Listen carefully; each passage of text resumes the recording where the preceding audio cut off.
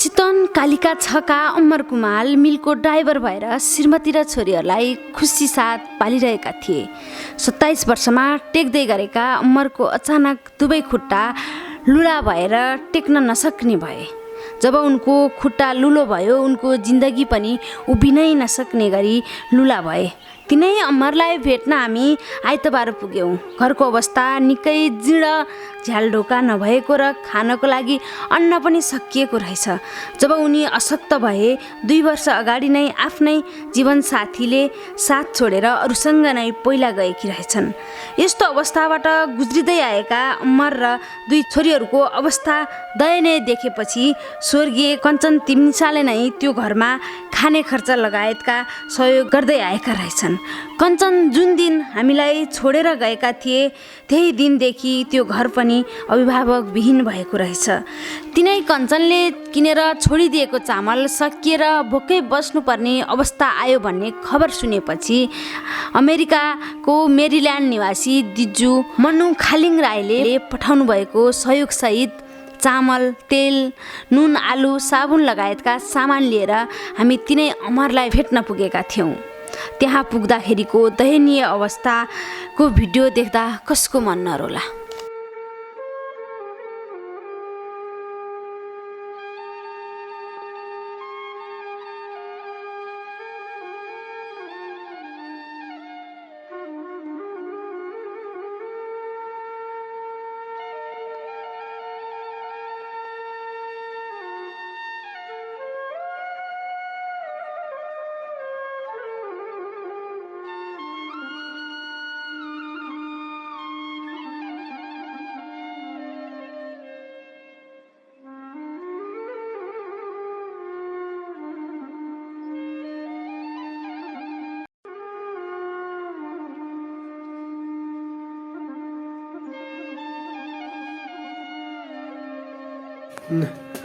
दर्शकबिन यतिखेर हामी चितवनको कालिका छ गुरौचरमा आएका छौँ। अमर कुमारको घरमा यो घरको अवस्था स्थिति देख्दाखेरि यस्तो छ कि भित्ताहरू कसैले यसरी हातले छोइदिँदा पनि भित्ताहरू ढल्ने अवस्था छ र हावाहुरी आउँदाखेरि सुतिरहँदाखेरि उहाँ एकदम अशक्त हुनुहुन्छ। हावाहुरी आएर अबको यो चैत वैशाखमा यति धेरै हावाहुरी आउँछ कि हावाहुरी आउँदाखेरि इँटाहरू नै खस्दा पनि उहाँ भाग्ने अवस्थामा हुनु नै यति अशक्त हुनुहुन्छ र सुत्ने खाटको नाउँमा एउटा खाट छ र 2टा छोरीहरू यिनै भुइँमा सुत्छन् र ओड्ने ओछ्याउनी पनि यही एउटा छ। जाडोको त्यो चिसो जाडो पनि यही एउटा ओड्ने कुरा, यही नै ब्ल्याङ्केटले जाडो कटाउनु भएको छ। यो घरको अवस्था हेर्दाखेरि यो ब्ल्याङ्केटले कति जाडो काट्छ र तर यसरी काट्नु भएको छ। खाने खर्चहरू श्रीमतीले नै छोडेर गइसकेपछि, अशक्त भइसकेपछि आफ्नो सँगै जिउने सँगै मर्ने श्रीमतीले नै छोडेर जानुभएको छ र ढोकाको अवस्था पनि तपाईँले हेर्न सक्नुहुन्छ।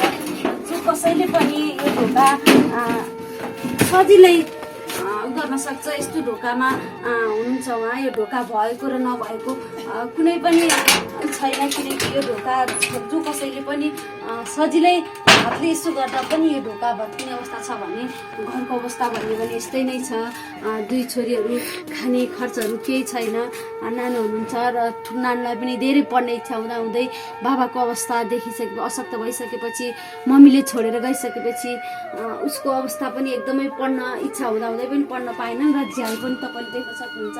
यो झ्याल यस्तो छ, जुन पल्लाहरू पनि छैन, खाने अवस्थाहरू, भाँडाकुँडाहरू, खाने थालहरू पनि छैन।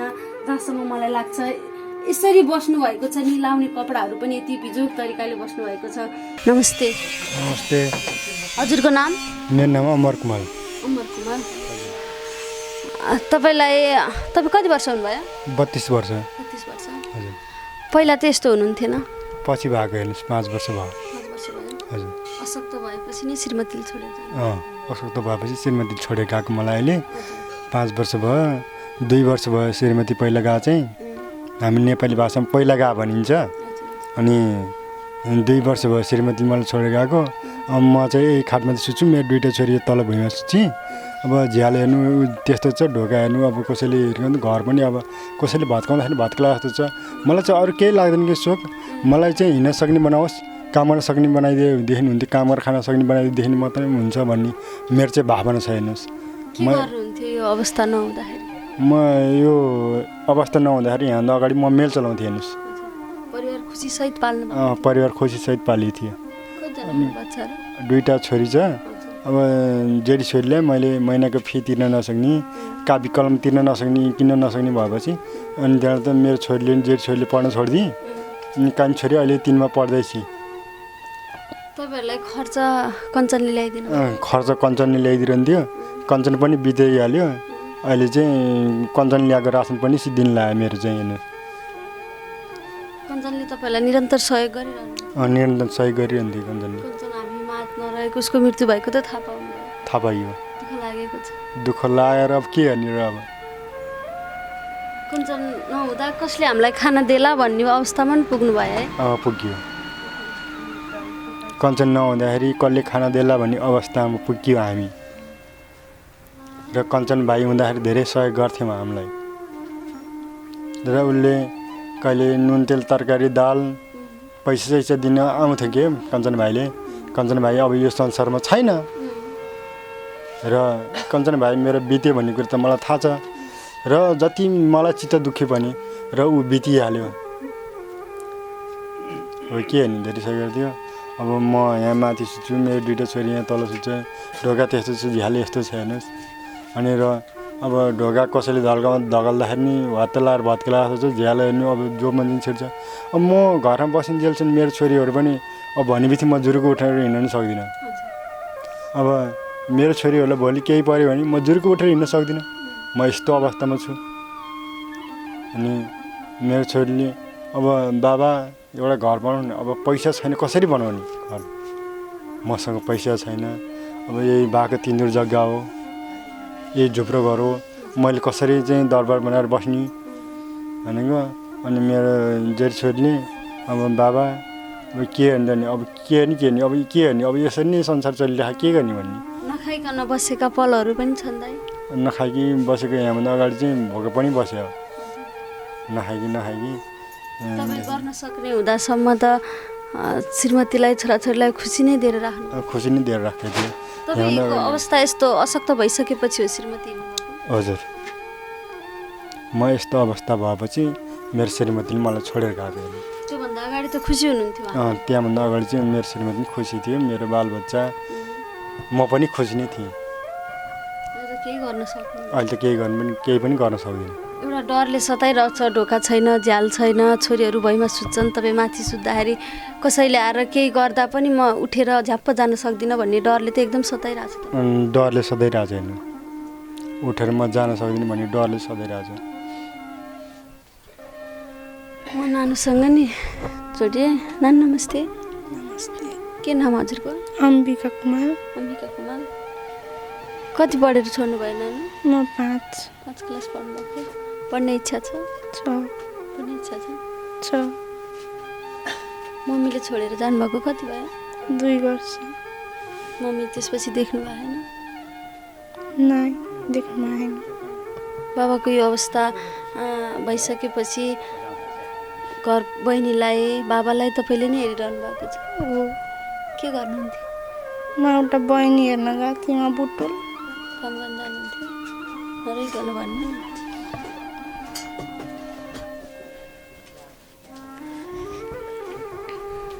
कहिले आउनुभएको? अस्ति 1 महिना भयो।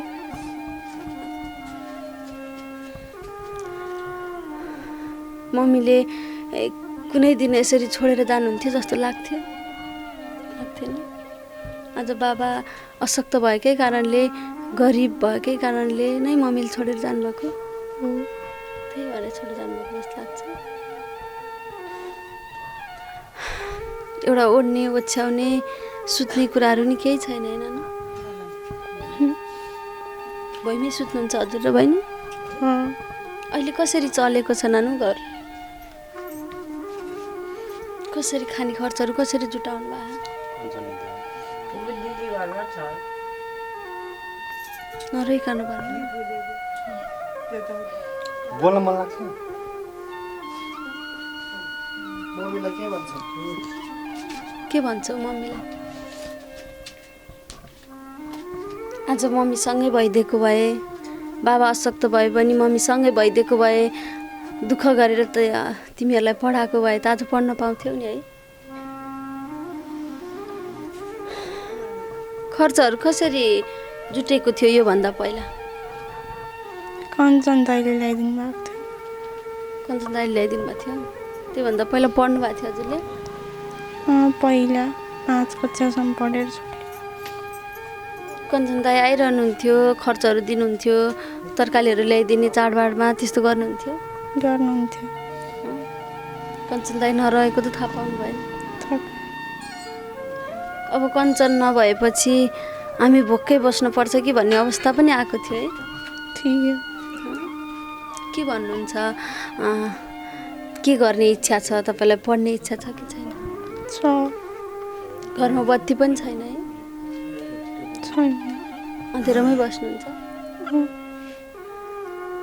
काम गर्ने क्रममा कतिको दुःख भएन न? अर्का घरमा काम गर्नु बस्दाखेरि बाबाको लागि बहिनीको लागि नै काम गर्नु बस्नु भएको थियो? हो। कस्तो भएको थियो त्यो बेलामा? पढ्ने इच्छा हुँदाहुँदै काम गर्नुपर्ने अवस्था आयो है? तपाईँको नाम भन्नु त? मेरो नाम विष्णु कुमाल हो। अब यिनीहरूको चाहिँ यस्तो छ कि अब किनभने पहिला चाहिँ अब बुढा चाहिँ हल्का सक्दाखेरि चाहिँ मेलमा काम पनि गर्थ्यो, साइकल हल्का हल्का चलाउँथ्यो अनि जान्थ्यो। अब मेलमा पर्छ भन्ने डरले निकाल्थ्यो काम गर्ने मान्छेले नि, साउले पनि। तर उसलाई भनौँ न अब जस्तै भयो नि, घरमा खाना नभइसकेपछि यो बच्चा 12 वर्षको बच्चाले ल हेर्नु न, भनौँ न 12 वर्ष नि पुरा पुगे छैन के। 12 वर्ष नपुग्ने बच्चाले अब गएर अर्काको घरमा बसेर होइन बाउलाई र बहिनीलाई चाहिँ पालिराखेको थियो कि। यो धेरै बाखेना आएको पनि। खासै बोल्दैन है? धेरै बोल्दैन, बोल्थेन उसको बाउ र आमा। अब भनौँ न बाउ भने नि आमा भने नि उही हो होइन। अब आमाहरूले पनि सानोमा धेरै पिट्थ्यो कि यसलाई। त्यसको यहाँ बर्खामा त एकदमै पानीहरूको बेल सबै भित्र आउँछ। यो भित्र सबै पोस्छ। घरको हालत एकदमै बिजोकै छ देख्दा पनि। बिजोकै भनिहाल्यो नि। असारमा त यो घरमा बस्न नि पाउँदैन, बिचार भात पकाएर खाने ठाउँ हुँदैन। कहिले हामीले लिएर आइदिन्छ, कहिले उसको कान्छी बहिनी छ कि यहाँ माथि, अनि कान्छी बहिनीले पकाएर लिएर आइदिन्छ, कहिले ऊ यहीँ पकाएर खान्छ। सुत्नलाई नि भुइँमा सुत्ने आउनु कहिले काहीँ अब सुत्नलाई यहाँ अप्ठ्यारो भयो भने त्यहीँ सुत्दिन्छ कि। यस स्थानमा ल्याउनलाई, यो घरसम्म ल्याउनलाई यो अवस्था एकदमै दयनीय छ भनेर हामीलाई भनिरहनु भएको थियो। योभन्दा पहिला पनि हामी काम विशेषले आउनु पाएका थिएनौँ र आज केही सहयोग लिएर आउँदाखेरि उहाँ पनि सँगै जानुभयो। यहाँसम्म ल्याउनलाई सहजीकरण गराइदिनु भयो र यस ठाउँको उहाँ एउटा समाजसेवी पनि हुनुहुन्छ। त्यसैले पनि यहाँको दुःख उहाँले देख्न सक्नु भएन। उहाँलाई पनि केही कुराहरू थाहा छ होला। हजुर नमस्ते। हजुर नमस्कार। तपाईँको नाम? मेरो नाम कृष्ण अधिकारी। कृष्ण अधिकारी। हजुर। कति भयो तपाईँले यो घरको अवस्था यस्तो देख्नुभयो? यो त हामीले त अब यहीँ नजिकैको मान्छे हामी त यस्तै कसैको दुःखहरू के खोज्दै पनि हिँड्छौँ। अब समस्याहरू कसरी आफूले टार्न सकिन्छ त्यो पनि निराकरण कसरी गर्न सकिन्छ खोज्दै हिँड्छौँ। त्यही बेला धेरैचोटि हामीले सहयोग गर्न धेरैचोटि आइसक्यो, सहयोग गरियो। सहयोग गर्दा पनि अब सानोतिनो सहयोग पो हामीले गर्न सकिन्छ त। अब यस्तो अवस्था छ, हामीले अरू बेला बर्खामा कस्तो देखिन्छ, यहाँ बस्नै सकिँदैन, भित्र आउनै सकिँदैन। मान्छे फेरि हामीले यहाँ भित्रबाटै झिकेको थियौँ, यसलाई भित्रबाटै यहाँडै झिकेको क्या हामीले। त्यो सबै बाहिर निस्क्यो, ऊ त हिँड्न नसक्ने मान्छे, भल यहाँ हिँड्न नसक्ने अवस्था थियो। त्यस्तो अवस्था आउँछ। अब हामीले मनले चाहँदा पनि हामीले भवन बनाइदिन्छु, घर बनाउँछु भन्दा पनि नसक्ने। अब कति कुराहरू नगरपालिकामा गएर पनि हामीले कुरा राखेका छौँ। अब चाँडै हुन्छ कि भन्ने आशा पनि गरेका छौँ। अनि त्यो मात्रै भएन, अब भवन त बनाइन्छौँ, भवन बनाएपछि खाने त के हो त? फेरि भोलि खानको लागि उसले केही जब लगाइदिउँ भने, काम लगाइदिउँ भने काम गर्ने अवस्था पनि छैन। छोरी 12 वर्षको छोरी छ, छोरीलाई पनि के गर्ने छ? त्यही त नि उसको लागि अब कसरी हुन्छ? अब सबैजना मिलेर सहयोग गर्नु पऱ्यो भनेर चाहिँ तपाईँलाई अवस्थाहरू त तपाईँले पनि देख्नुभयो। यो अवस्थामा दुईवटा छोरी भुइँमा सुत्छन्, बाबा अशक्त छन्। अहिलेको हाम्रो समाजमा घटेका बालिकाहरूमाथि घटेका थुप्रै घटनाहरू छन्। कतै यो ठाउँमा पनि घट्छ कि भन्ने एउटा डर पनि तपाईँहरूको मनमा पनि गाउँमा पनि छ होला। त्यही त नि। अब हामी त के भन्छ, समाज पनि त्यस्तै, जो पनि त्यस्तै छ क्या। समस्या आइसकेपछि चाहिँ अनि भन्ने अब कति हामीले घटनाहरू छ, कति घटनाहरू छ भर्खरैको के भागीरथी भट्टको, अनि हाम्रो अहिले धेरै सुनिरहेको के अरे पन्त के अरे निर्मला पन्त घटनाहरू यो हुनुभन्दा पहिला समस्या के कसरी भयो भन्ने चाहिँ खोज तलास भएन। भइसकेपछि त्यो मान्छेहरू बाटोमा उफ्रिने यो गर्नु भन्दा पनि अहिले हुनुभन्दा पहिले नै यो कसरी हुन्छ यो रोक्न सके पो राम्रो हुन्छ त। अब यस्तो ढोका हेरौँ, ढोका त्यस्तो छ अवस्था, झ्याल त्यस्तो छ, घरहरू यस्तो छ, अब बाहिर निस्किने अवस्था छैन, समय अहिले यस्तो छ। त्यही भएर चाहिँ अब कसरी हुन्छ उसलाई राम्रो बन्दोबस्त गराउनु पायो भने चाहिँ। नानुलाई कामको सिलसिलामा पनि काम खोज्न पनि हिँडेकी थिइन् होला, काम पनि खोजिदिनु भएको थियो। के उसलाई काम गर्दाखेरि के त्यस्तो समस्याहरू आइपरेको थाहा पाउनुभयो? समस्या एक फेर त त्यही त नि, अब काम गर्ने सिजनमा काम कसरी हुन्छ, काम गरेपछि परिवार पाल्न सकिन्छ यस्तो अवस्था छ। अब बुहाल्न नसक्ने भएपछि त सबै जिम्मेवारी त उही हो, घरको अभिभावक भनेको अहिलेको अवस्था त उही नै हो। तर उसले चाहिँ जाने क्रममा चाहिँ अब एक फेर कहाँ इन्डिया नै पुग्यो भन्ने कुरो भयो क्या हो। इन्डियामा चाहिँ लब बेचिने अवस्था आयो अरे। त्यसपछि चाहिँ अब कुन माध्यमबाट छुट्याएर ल्यायो भन्ने कुरो भइरहेको थियो। विषय त अझै राम्रोसँग त अझै नानीलाई थाहा, अब यता समाजलाई पनि थाहा। त्यही त नि, सबैको पहलमा सबैजना मिलेर सबैको पहलमा एउटा सहयोग जुट्यो भने एउटा घर निर्माण गराइदिने कि भन्ने सोच पनि बनाउनु भएको छ। हामीले त धेरै पहिलादेखिबाटै अब कसरी अभियान चलाउने, अब अभियान चलाउँदाखेरि हामी फेसबुक समाज सञ्जाल बढी चलाऊँ भने पनि धेरै त्यस्तो भने जति पनि हुँदैन, अपुरो हुनसक्छ। कुनै मिडिया, कुनै यस्तो राम्रो मिडियाहरूलाई समातेर ल्याउन पाए हुन्थ्यो भन्ने हाम्रो मनमा भइरहेको थियो। सधैँ आउँथ्यौँ, हामीले घटना यहाँ देख्थ्यौँ तर हामीले विवश भएर फर्किन्थ्यौँ। अनि तपाईँहरू जस्तो अब राम्रो मिडियाहरू भेटेपछि त हामीले कहिले कसरी भने तपाईँलाई धेरैचोटि भने तपाईँहरूको पनि कार्यव्यस्तता पाउनु भएन, आज आउनु भयो। अब चाँडै नै हामीले सोचेको, परिवारले खोजेको चाहिँ केही मिल्छ कि राहत मिल्छ कि भन्ने आशा गरेका छौँ। सबैजनाले सहयोग गर्नुभयो भने यो परिवारलाई थोरैसम्म पनि हामीले राहत दिन सकिन्छ कि एउटा बस्ने बासको समेत व्यवस्था गराइदिएर खाने खर्चहरू कहिलेकाहीँ हामी पनि खाने खर्चहरू लिएर आउँछौँ, आज पनि खर्चहरू लिएर आएका छौँ। नानुले दुःखहरू सम्झिँदा यसै बोल्दा मुटु भक्कानिन्छ, रुन्छन्, तर ऊ सानैदेखि बोल्ने खासै नबोल्ने हुँदा नि बोल्न सक्ने अवस्था पनि थिएनन् र सहयोगको एकदमै आशा गरेका छौँ। धेरै दुःखी पीडितहरूको समस्याहरू हेर्छु, आफैलाई दुःख लाग्छ र एक त म आफूलाई पनि भाग्यमान ठान्छु, किनकि यति धेरै पीडाहरू देख्दै जाँदा म एकदमै भाग्यमान छु जस्तो लाग्छ। किनकि मैले 2 छाक खाएर एउटा टिन मुनिसम्म बस्न त पाएको छु, तर यहाँ न झ्याल छ न ढोका छ, खाने आज खायो बेलुका के खाउँ भन्ने अवस्थामा पनि धेरै पीडितहरू हुनुहुन्छ। यो पीडाहरू देख्दाखेरि एकदमै दुःख लाग्छ। दिनमा सयौँको फोन आउँछ, सबै ठाउँमा पुग्न त म सक्दिनँ, सम्भव त हुँदैन, तर पुग्दासम्म चाहिँ म सबै ठाउँमा पुग्ने कोसिस गर्छु र यो परिवारलाई थोरै तपाईहरूको सहयोगले थोरै राहत मिलाएर सबै गाउँ नगरपालिकाहरू पनि सहयोग जुटाएर उहाँहरूबाट पनि सहयोग जुटाएर यो सानो उहाँहरूलाई एउटा पाससम्म बनाइदिन सके धेरै उद्धार हुने थियो भन्ने लागेको छ र सहयोगको पनि एकदमै अपेक्षा गरेको छु।